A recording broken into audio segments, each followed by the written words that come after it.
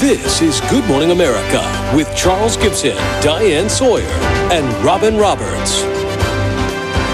And Good Morning America. It's Tuesday, October 25th, 2005, and welcome back. And we're also going to have part of our special ABC News series, Living Longer, Living Better. And this morning, we're going to tell you why people in 3 places around the world are living the longest.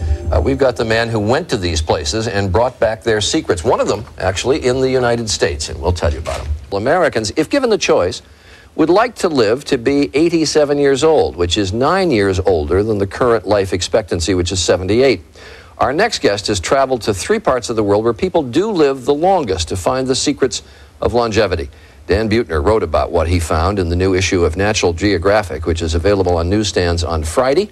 And Dan joins us now. Good to have you with us. Good to be here. So the 3 places that you found, Okinawa, Sardinia, and then in the United States? in Loma Linda, California, among the 7 Adventists, and we call these blue zones. There's a community of Seventh-day Adventists that tend to live longer there? The highest concentration of 7-day Adventists live around Loma Linda, and we chose as our culture of longevity the 7-day Adventists. They live about 10 years longer than the average American, the ones who most strictly follow Adventist way of life. In these 3 places that you studied, any common traits?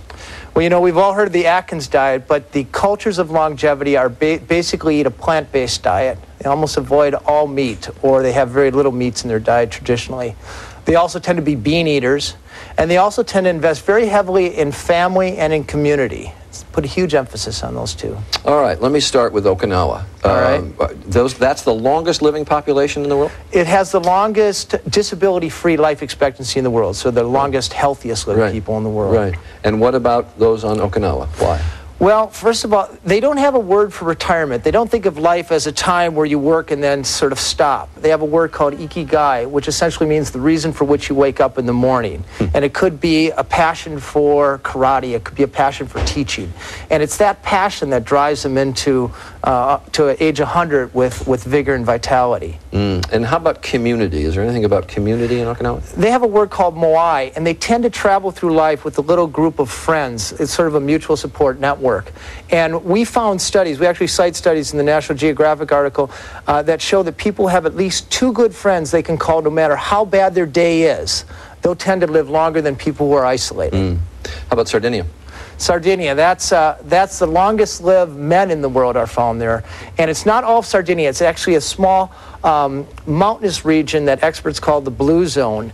And at Bronze Age people live there. They tend to be also very isolated, very focused on the family. And we also know that people who invest in their family tend to have lower rates of depression, lower rates of stress, better heart health, and they also take care of their elders very well. We tend to have grandma and grandpa live elsewhere.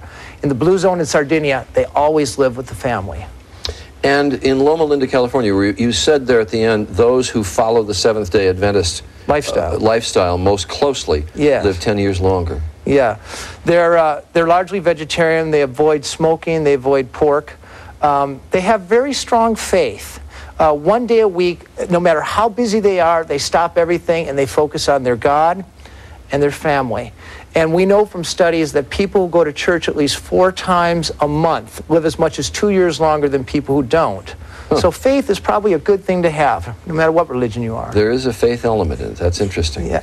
So you go back and you continue to study all of these? Yes. In fact, we're doing the BlueZones.com expedition. Next Monday, I have a team of experts back to Okinawa to flesh out their particular longevity formula. And we have American school kids actually directing this expedition on the internet. And you know, the same behaviors that get you to a healthy 80 will help get a kid to age 10 healthy and keep them from being obese. And the idea is if you can provide an experience for kids to discover things themselves. All right, Dan, thanks very much. Appreciate it. Interesting stuff. And all this week, ABC News and USA Today team up to explore the reasons of living longer. We'll be back.